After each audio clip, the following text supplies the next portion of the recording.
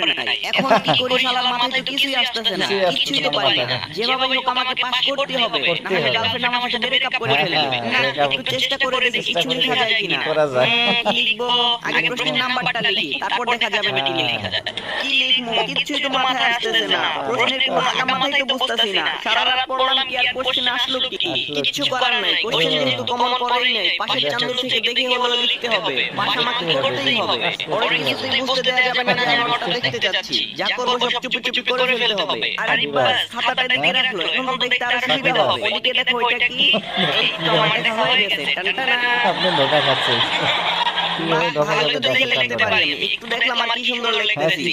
না শালা, এত কষ্ট করে দেখলাম তাও ভুল হয়ে গেল। কি আর করার, আবার নতুন করে লিখ। আরে শালা, কামড়া করলো তো, এত বড় ধোঁকা। না, আমাকে হাল ছেড়ে দিলে চলবে না, আবারও চেষ্টা চালিয়ে যেতেই হবে আমাকে। এবার আবার অন্য সিস্টেমে ট্রাই করতে হবে। হ্যাঁ,